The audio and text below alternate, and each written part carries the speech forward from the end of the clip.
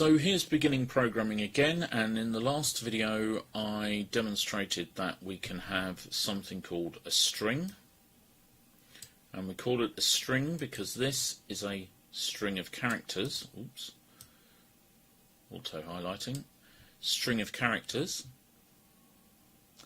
and we don't have to have this fixed string of characters every time. We can have something called a variable. So I'm going to put a couple of lines in here, and we're going to say, and variables begin with a dollar in PHP, something, because I'm calling my variable something, a lot of people hate that, equals hello world.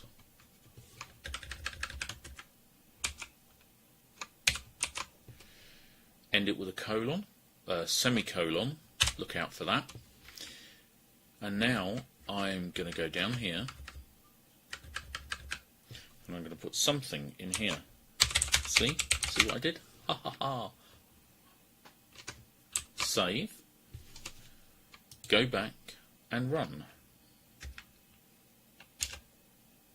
So it still prints out hello world. So what did I do? This is a variable. Now sometimes at the beginning, and we'll talk about something called scope way down the road, variables can be indicated by var. And they're indicated by var because they sometimes have a particular scope. But our scope here, and this is all that you're concerned about, in other words, our area for working is the whole program. So the whole program, top to bottom, that's our area for working. So we're not bothered about anything else.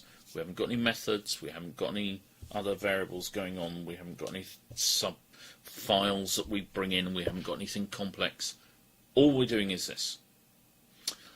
And we're going to say our variable, so all variables start with dollar. It's above the 4.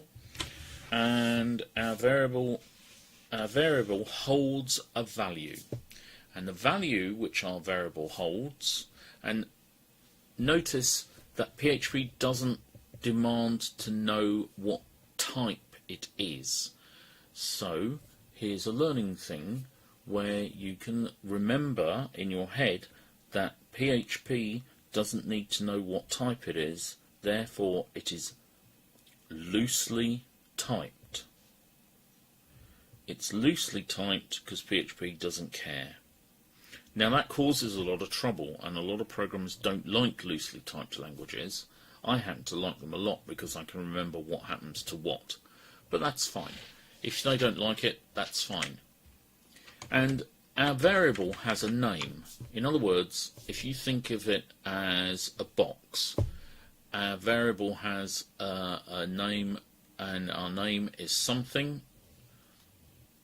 There are various rules about naming variables, but this is a perfectly good name. And then we say, we assign it a value, and we say something equals. Well, that's pretty obvious. That's some obvious stuff. That's okay. It's great because it seems like, wow, that's almost English. We're assigning a string, and how do we know it's a string? Well, do you remember that I said before that a string begins and ends with these double quotes? So everything inside here is the value that is assigned to something. And we know it works because when we print something, we get back hello world. So now you can set a variable. Notice my language, I said set a variable. So way back in the old days, let me show you a construct here just before we end. In BASIC you would say let something, but in BASIC way back we still used to use this, equal hello world. But the let is implied. But some modern languages, let is coming back into use because it is, again, about scope.